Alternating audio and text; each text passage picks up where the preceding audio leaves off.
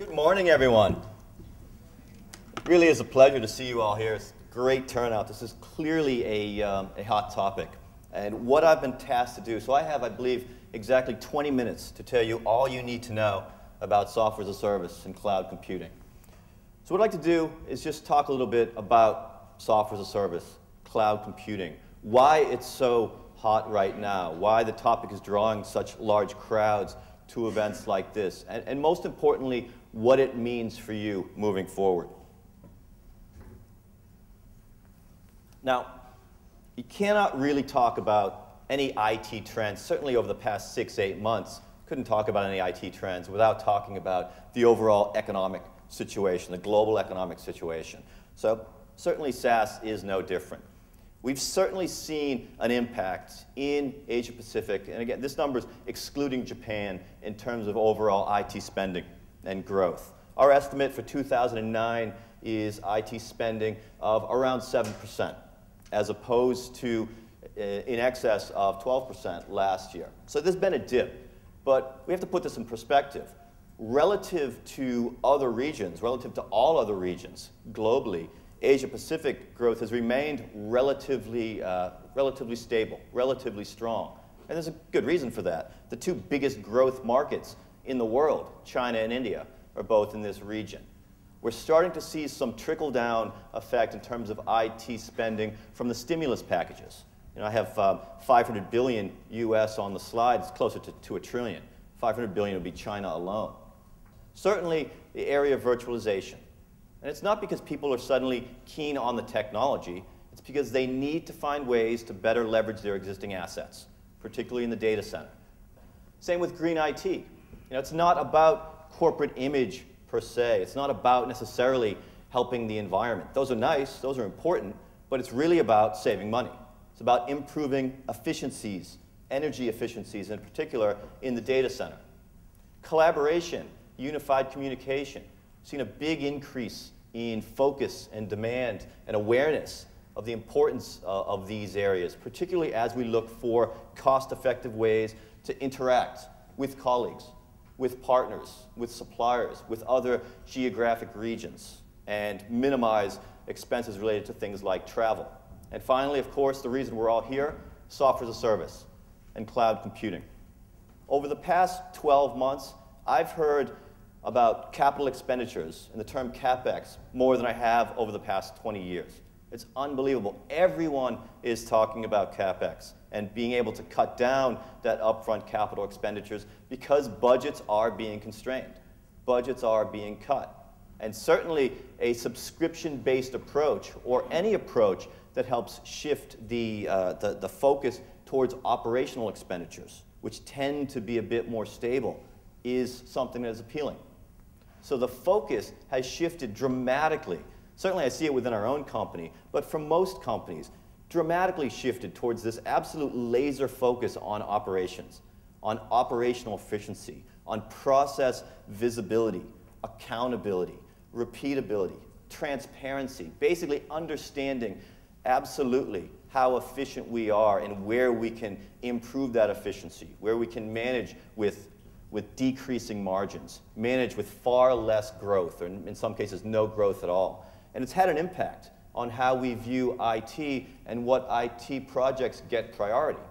And also, you know, a core fundamental best practice has come back into focus. And that's an understanding that IT projects will fail without clearly defined business metrics, clearly defined ROI value measures. And increasingly, those measures need to be attainable and achievable in a short period of time.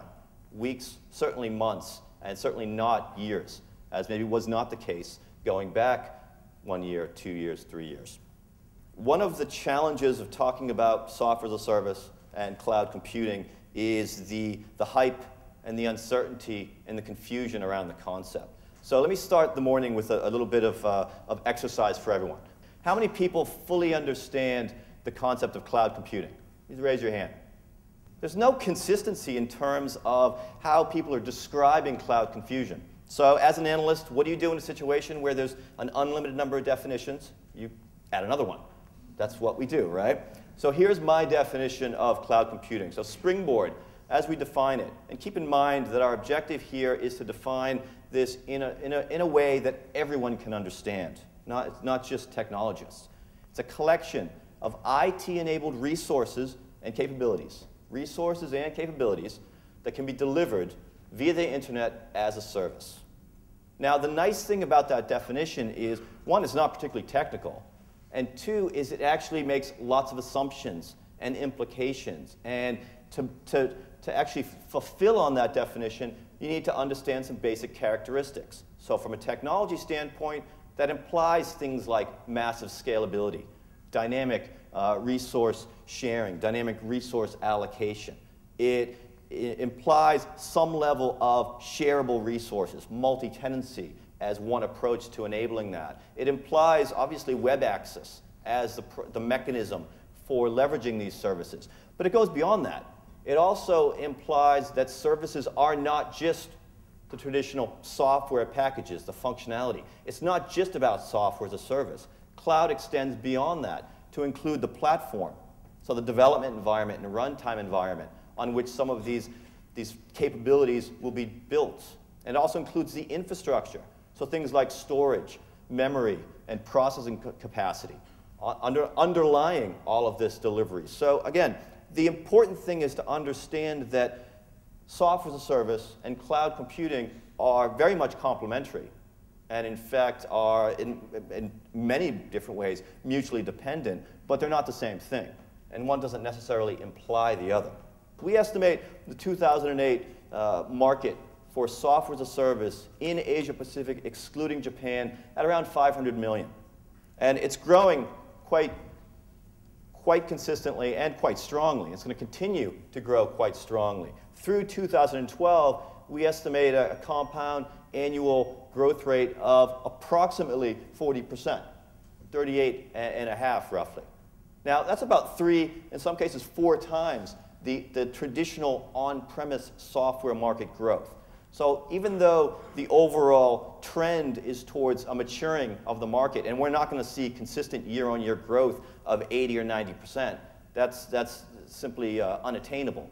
But we're going to see continued strong growth that is going to dwarf what we're seeing in the more traditional on-premise market. We surveyed about 500 IT organizations, end-user organizations, decision makers within those organizations, to get a feel for where their investments were, where their interest was around software as a service in particular. So of those, there are approximately 300 that were SaaS adopters. And we asked a very basic question: what SaaS applications are you currently using? And as you can see, the area of communication, of collaboration, if we combine email and collaboration, for instance, it's a massive focus area right now. And it makes sense. It's a network-based approach to leveraging what's already available and what in many cases we're already using anyway. But then clearly CRM is a huge focus, in part because the supply has been there, because that's one of the early areas where SaaS was pushed, and also a huge interest and growing interest in security and compliance. But ask the same group why. Why are you making investments in software as a service? And the 2 top reasons, by a massive distance: ease of use, and particularly ease of management. Business does not fundamentally care about technology. They don't care about applications. They certainly don't care about infrastructure. Business cares about 2 things: process and information. That's it. That's what is required for me to do what I'm doing more effectively. Everything else is a means to an end. IT, basically all of IT, is a means to an end. We can actually go further. IT, in and of itself, from a business standpoint, has no inherent value. All value of IT is how it's applied to meet some business purpose. We're in business for business. We're not in business to be investing in IT, to be managing IT. It's purely a means to an end. So the challenge is understanding where we can leverage IT in the most effective way to drive business change. And with that, thank you very much for your attention and have a great conference. Okay, thank you, Michael.